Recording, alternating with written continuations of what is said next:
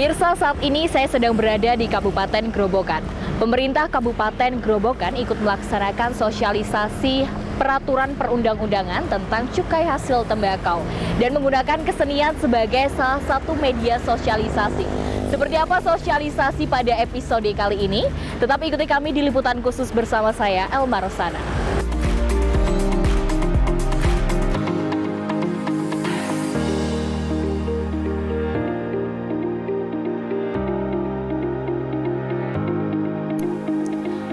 Dana bagi hasil cukai hasil tembakau atau DBHCHT telah diatur penggunaannya dalam Peraturan Menteri Keuangan Republik Indonesia. Salah satu penggunaan DBHCHT adalah sosialisasi ketentuan bidang cukai. Sosialisasi ini pun dapat dilakukan dengan berbagai cara, termasuk diantaranya dalam bentuk kegiatan seni budaya.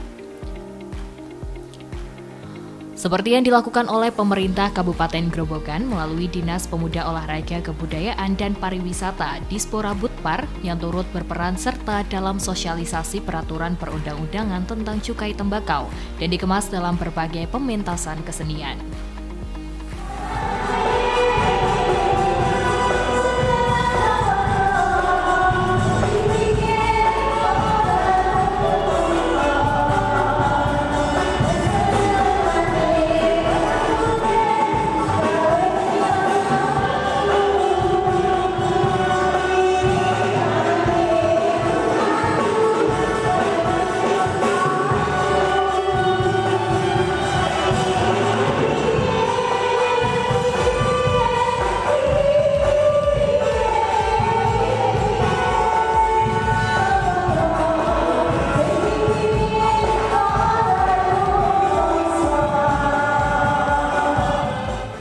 Dengan tetap menerapkan protokol kesehatan dan tetap waspada terhadap penyebaran COVID-19, kegiatan dengan judul sosialisasi peraturan perundang-undangan tentang cukai hasil tembakau dalam pentas seni keroncong ini juga disiarkan secara daring. Hadir pula dalam kegiatan yang dilaksanakan di Gedung Wisuda Budaya Wakil Bupati Grobogan Bambang Pujianto yang turut memberikan sambutannya. Bersyukur pada senantiasa kita panjatkan kehadirat Allah Subhanahu wa Ta'ala, Tuhan yang Maha Kuasa atas limpahan rahmat hikmat dan karunia-Nya, sehingga pada hari ini kita dapat mengikuti dan sekaligus menyaksikan pagelaran seni keroncong dalam rangka sosialisasi peraturan perundang-undangan tentang cukai hasil tembakau yang dilaksanakan melalui pagelaran seni dan budaya Kabupaten Grobogan pada tahun 2022. Dalam kesempatan wawancara terpisah, Wakil Bupati Grobogan juga menyampaikan dukungan penuh pemerintah Kabupaten Grobogan dalam pemanfaatan DBHCHT tahun 2022 ini. Jadi kami memang sangat berkepentingan juga mendukung agar masyarakat mengetahui peraturan-peraturan yang menyangkut tentang cukai, sehingga tidak terjadi hal-hal yang sebetulnya tidak kita inginkan, nanti merugikan pemerintah, melanggar peraturan perundangan yang akhirnya terdapat sanksi. Membeli rokok yang legal, ya, membeli rokok yang ada cukainya yang legal agar tidak merugikan pemerintah. Di samping itu, kalau nanti sampai terjadi penegakan hukum, tentunya juga ada sanksi-sanksi hukum kepada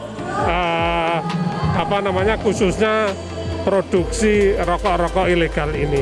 Itu. Jadi kami memang berkepentingan terkait dengan program DBHCHT di Kabupaten Grobogan melalui Dispora Budpar. Sosialisasinya memang dibarengi dengan pagelaran-pagelaran kesenian. Hari ini keroncong, nanti malam di Wirosari kebetulan sosialisasi dengan media payuban. Nanti mungkin ada wayang kulit, ada ketoprak, ada campur sari dan lain-lain.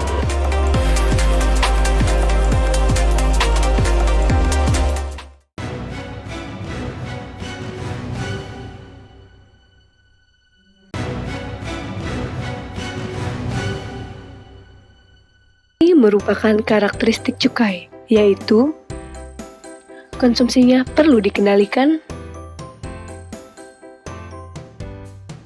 peredarannya perlu diawasi, pemakaiannya dapat menimbulkan dampak negatif bagi masyarakat atau lingkungan hidup, dan pemakaiannya perlu pembebanan pungutan negara demi keadilan dan keseimbangan.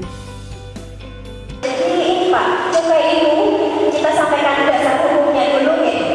Undang-undang yang mengatur cukai adalah Undang-Undang Nomor 11 Tahun 1995 sebagaimana diubah dengan Undang-Undang Nomor 39 Tahun 2007. Kemudian apa sih cukai itu? Cukai adalah pungutan negara yang dikenakan terhadap barang-barang dengan karakteristik yang ditetapkan di dalam undang-undang. Jadi pungutan negara yang dikenakan terhadap barang dengan karakteristik yang diatur dalam undang-undang. Karakteristiknya itu apa aja sih Bapak Ibu? Tadi sudah sempat dibahas sedikit oleh Bapak Wakil Bupati.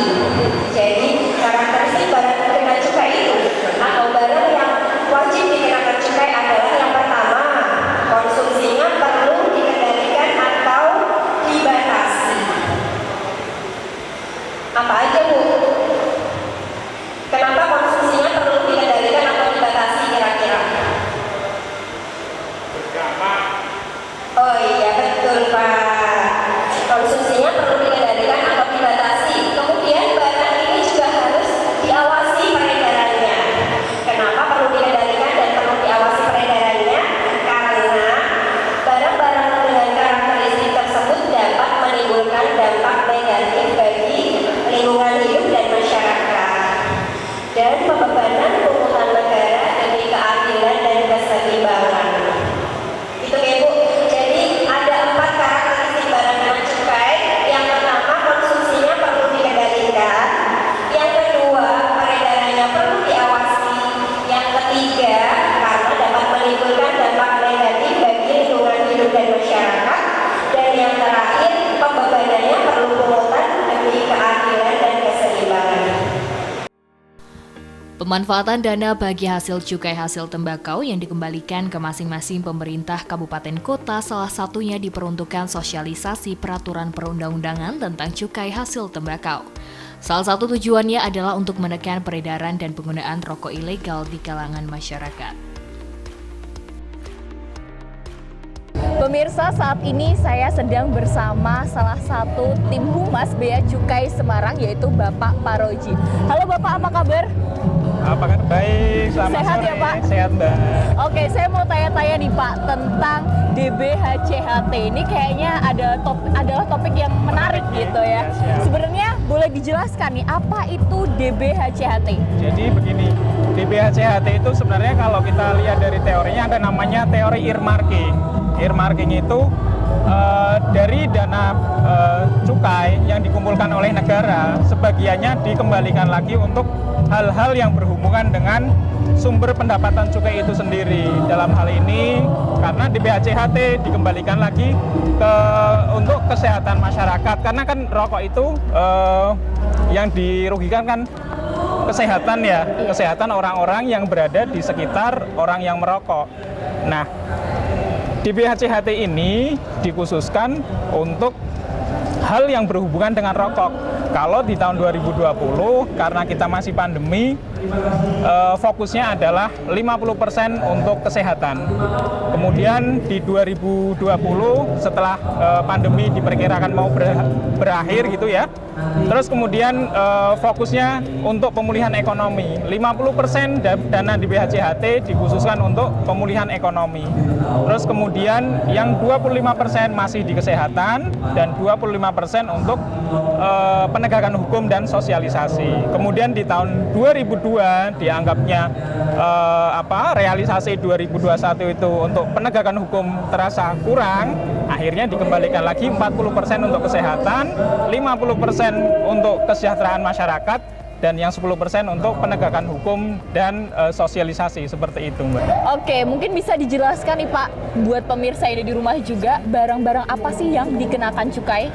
Jadi jenis barang kena cukai yang baru ini sebenarnya di tahun 2012 sudah mulai ada ya, secara target penerimaan di APBN itu udah ada. Cuman sampai saat ini masih dalam proses untuk pembuatan aturan yang pelaksanaan. Jadi ada dua. Yang pertama adalah minuman berpemanis dalam kemasan. Itu nantinya akan dikenakan. Kenapa filosofinya? Karena dia terindikasi atau menjadi penyebab dari sakit atau penyakit diabetes. Kan kurang lebih seperti itu. Terus kemudian yang berikutnya adalah plastik sekali pakai. Plastik sekali pakai merugikan lingkungan. Itu nggak baik untuk lingkungan karena plastik itu kalau secara penelitian ilmiah itu baru bisa terdegradasi, terurai gitu ya. Mungkin butuh waktu 40 sampai 100 tahun gitu kan. Itu kan waktu yang cukup lama. Artinya itu akan merusak lingkungan. Nah, dua calon barang kena cukai itu ke depan mungkin 2 tahun atau 3 tahun depan akan dikenakan cukai. Baik Pak, saya mau tanya lagi, untuk pengawasan yang dilakukan oleh Bea Cukai Semarang sendiri terhadap barang-barang yang kena cukai ini seperti apa Pak?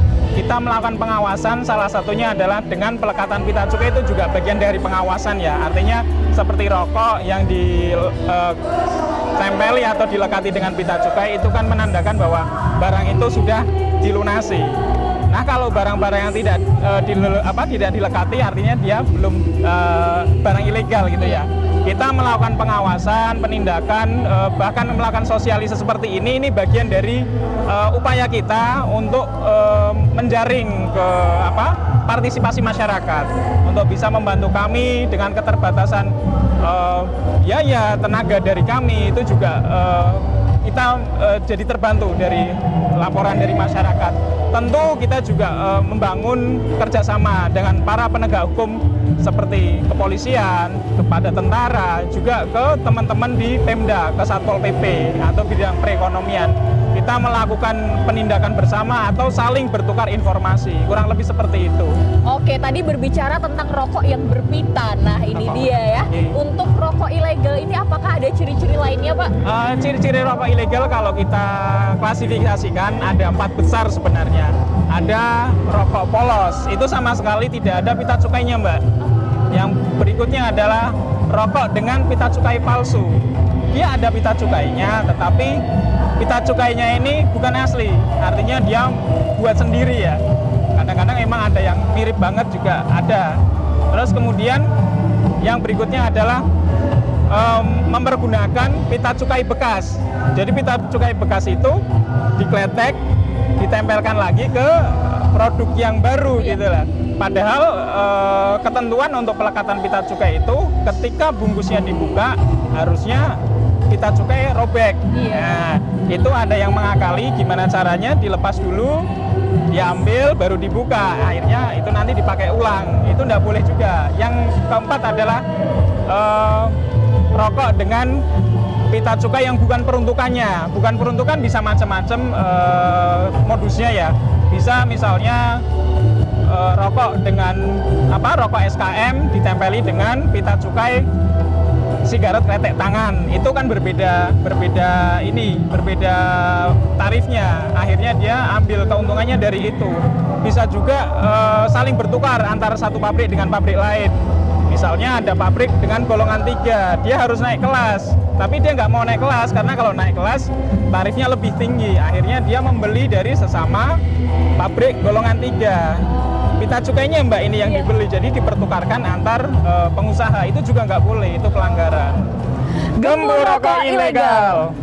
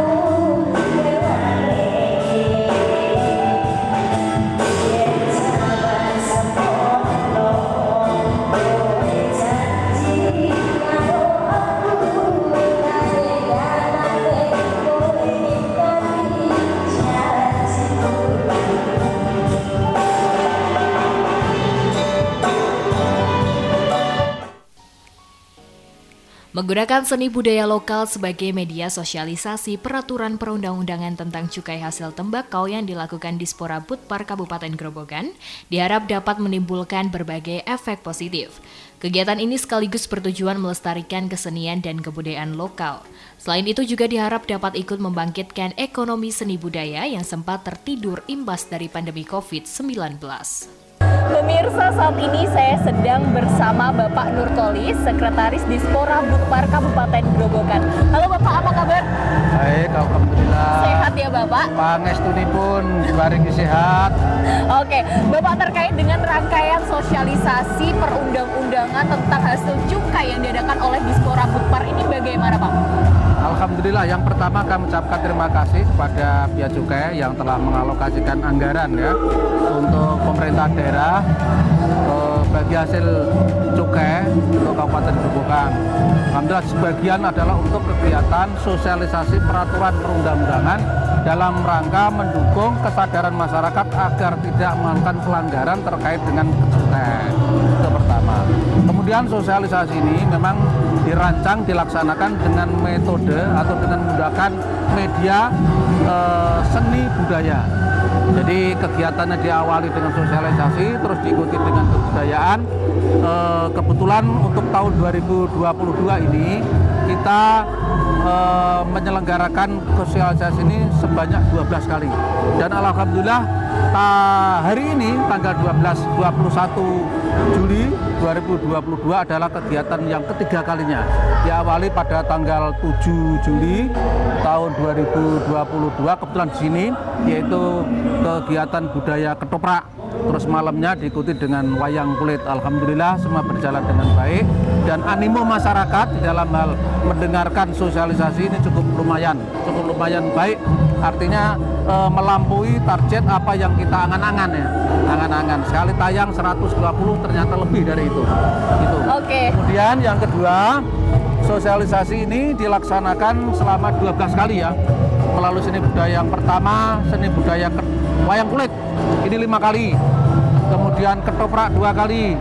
Kemudian seni tayub 2 kali. Kemudian keroncong 1 kali.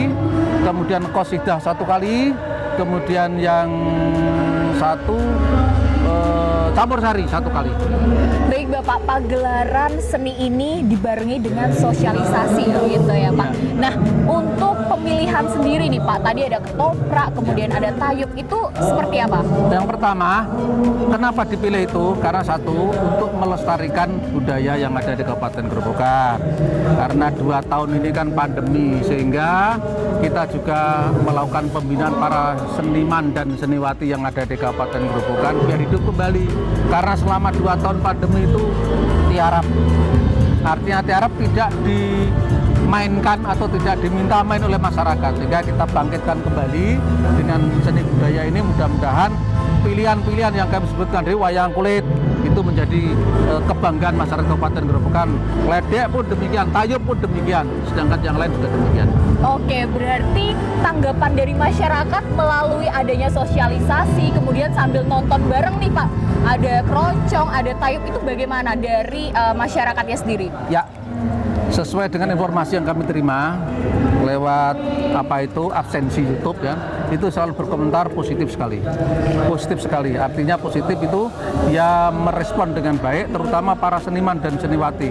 Harapannya ini tidak hanya berhenti di tahun 2022, tapi 2023 harapannya ada lagi, sehingga silaturahmi pembinaan untuk seniman dan seniwati di Kabupaten Grobogan itu tetap berjalan, continue. Oke, berarti dari masyarakat itu sangat positif ya Pak, menanggapi adanya sosialisasi dengan pagelaran seni budaya yang ada di Kabupaten Grobogan. Betul. Baik, Bapak, terima kasih banyak untuk waktunya. Terima kasih kembali. Baik pemirsa, itu tadi obrolan saya dengan Bapak Nurkolis mengenai adanya sosialisasi dengan pagelaran seni budaya yang ada di Kabupaten Grobogan. Gempur rokok ilegal.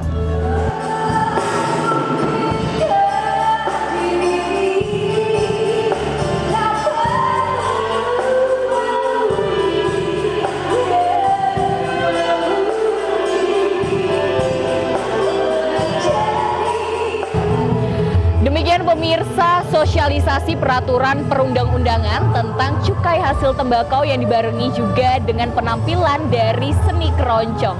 Saya Elma Rusana undur diri, sampai jumpa di liputan khusus selanjutnya.